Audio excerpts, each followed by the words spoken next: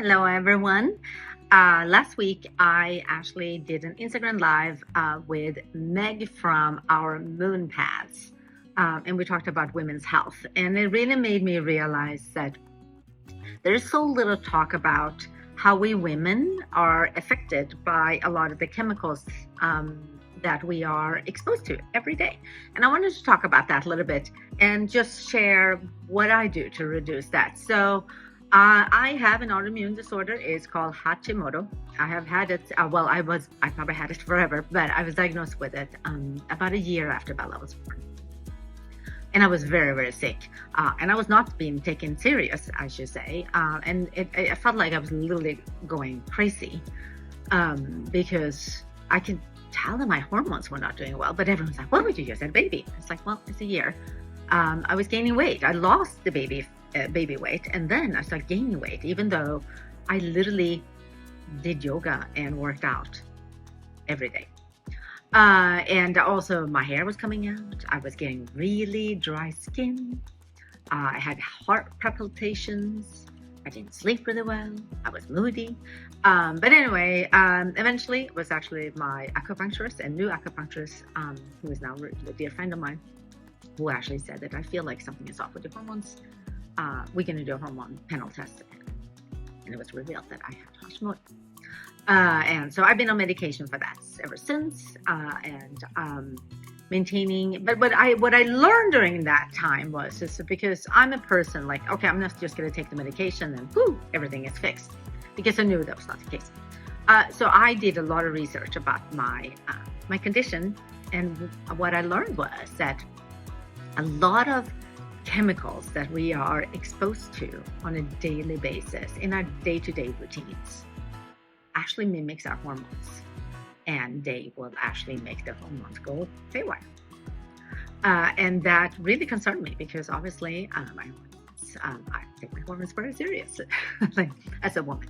So the more I did a research and actually interviewed a lot of doctors, and I have a very good endocrinologist who also is very into natural living. So I was very lucky with that in that sense. So anyway, so here are a couple of things.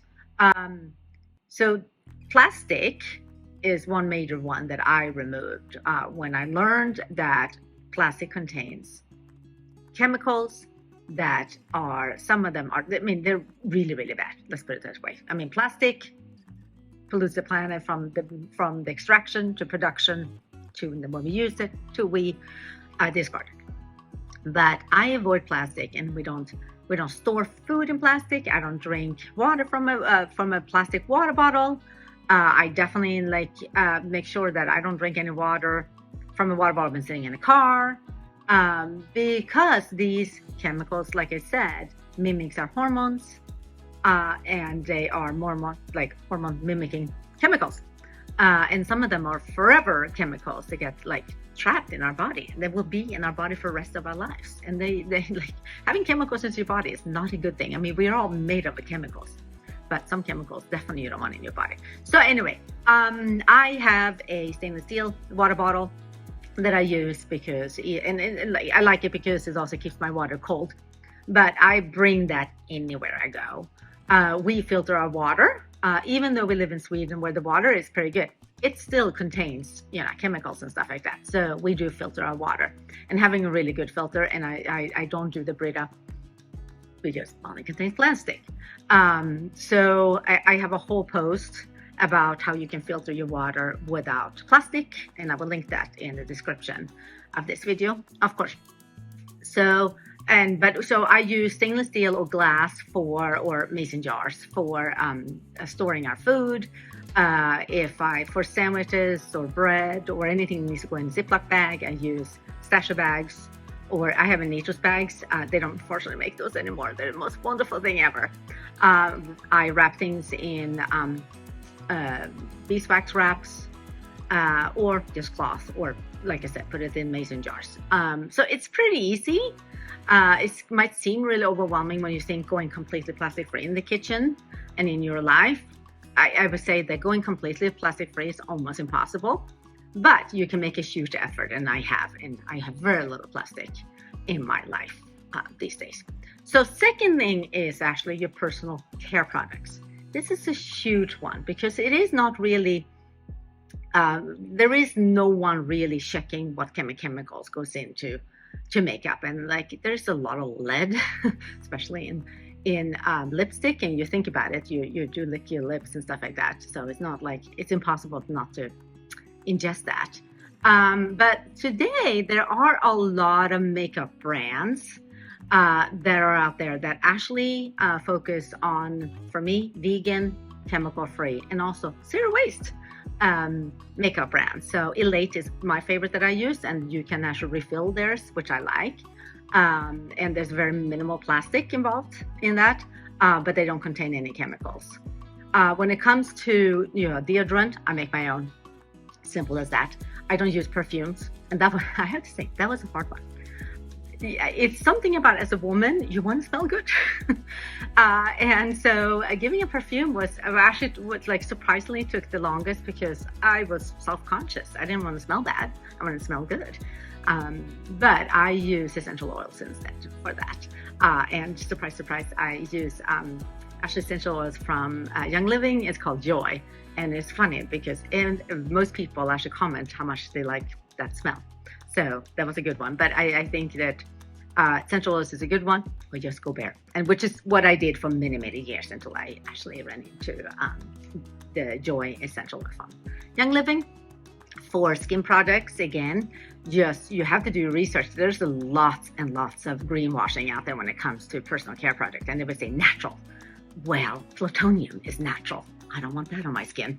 So you really have to do your research, and I will link again and put it in the description box about the chemicals you want to avoid so you can actually research it yourself. But anyway, so Osea is a brand that I like for skin, and they are also very minimal plastic, which I like, and it comes in lots of glass. Which I know, still not so convenient, but at least it doesn't have any chemicals and they have minimal ingredients in it. So, and it works for my skin really, really good. So I like that. And I'm kind of minimal when it comes to my personal care and my makeup. I do have makeup. I do have, like I said, essential oils instead of perfume and stuff like that. But I don't have a million creams and stuff like that. I kind of don't use it. For my hair, because that was something I learned also, like, I actually, when in the shower, we have a filter for filtering the water because I never thought about that I shower and you might get some water in your mouth. That same water contains chemicals. So we have a filter in the shower.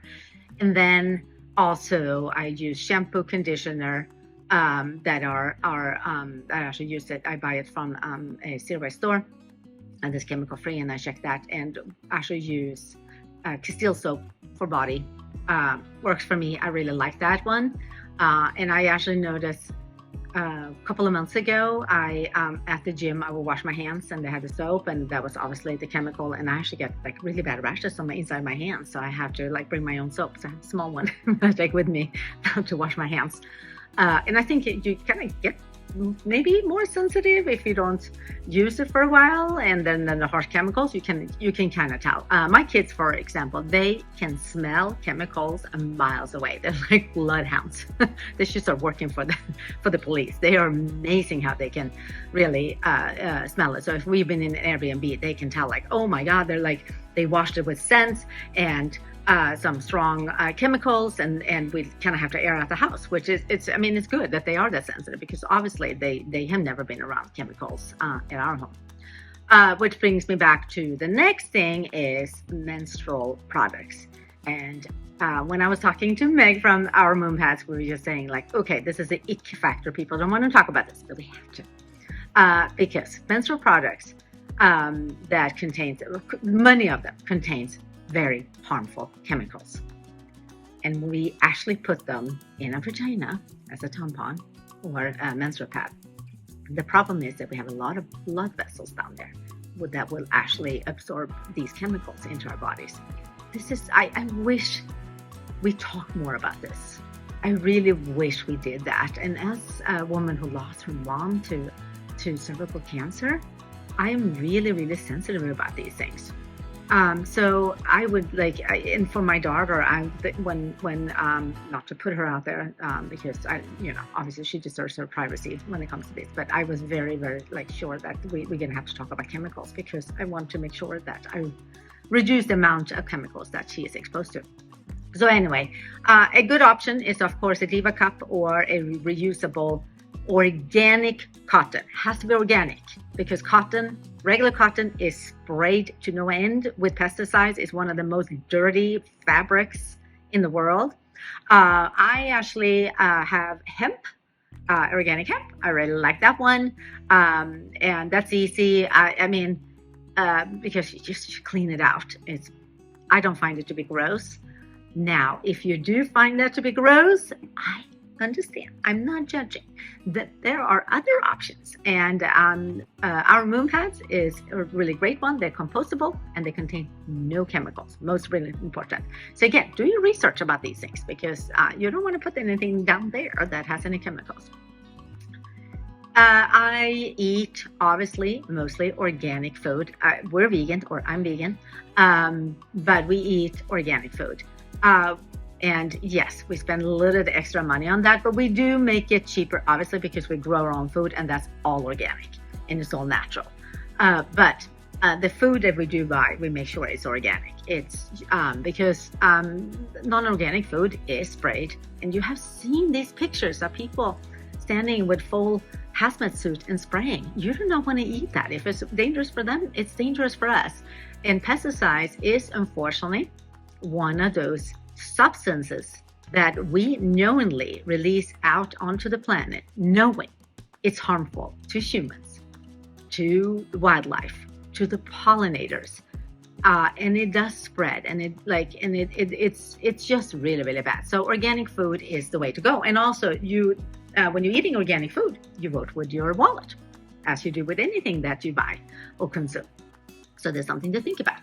The more we demand organic, the more organic will show up. And I can tell you, during my journey as a Zero Waste family, it's been now 17 years, I have seen huge change. I have seen what demand would actually bring. So let's not forget that. And I would say, so clothes are obviously another one. And we don't think about that our clothes are touching our bodies and our skin, and it's the largest organ in your body. So for us, when we research more about fabrics and textiles, and even when it comes to the couch and a mattress and things like that, we learned a lot about how much chemicals are in them and how we breathe these things. So we have, as we are buying new things, we have focused on actually investing in organics, so an organic mattress and an organic couch. Costs us a little bit more money, but at least we know there's no chemicals that any of us are sitting on. But my clothes, I also make sure that is to be organic and natural materials as much as possible. I do buy used clothes, but I do check what materials they're made of and things like that. And I'm very minimal with my closet, very, very minimal. So, but especially my underwear and things like that, I make sure it's organic cotton or hemp. I really like hemp. I like hemp socks and underwear. I think hemp is the best thing ever. So anyway, these are just a few things that you can do to reduce. Oh, but let's not forget. Also, clean with cleaning products. I would say make your own, because fact is, and I have said this before, I'm going to say this over and over again, that cleaning products can contain some really gnarly chemicals, and we do not need them to make it clean. I think during the COVID, we all got a little bit germophobic, and we all think that unless it is like some really strong chemicals, we're not going to it's not going to be bacteria-free and virus-free. And that's simply not true, because distilled vinegar is fantastic, and it actually does kill a lot of bacteria. Same does the sun, for example.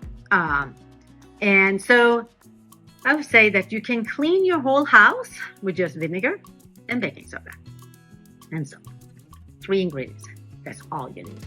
Now, I add a little extra to it to make it a little bit more fun. Lemon, because I used to grow lemons, so using lemons for cleaning was very easy. I use essential oils because not only do they add a nicer smell than vinegar. I don't mind the smell of vinegar, but a lot of people do. So, but you can add essential oils for actually the little extra oomph to help to actually kill bacteria. So for example, thieves oil, which is one of my favorite, it works really great to kill a lot of bacteria and germs. So I especially use that, and it's safe for using around kids and pets. So for example, if I'm cleaning kids' toys and stuff like that, definitely using thieves oil. Lemon oil is another one, which is also really good. Orange oil, rosemary, oregano, they all are very good at killing germs. So you can, like, if you add just a few drops, you don't need a lot. You just need a few drops, and actually you can clean the whole house that way. And you can make your own household projects much cheaper than if you buy them. And it's a money saver, which I'm a big on the money saving. So anyway, these are some of my tips. I would love to hear if you have some other ones, because there are so much more, you know. It's in the kitchen. You have cookware. Don't use non-stick pans, for example.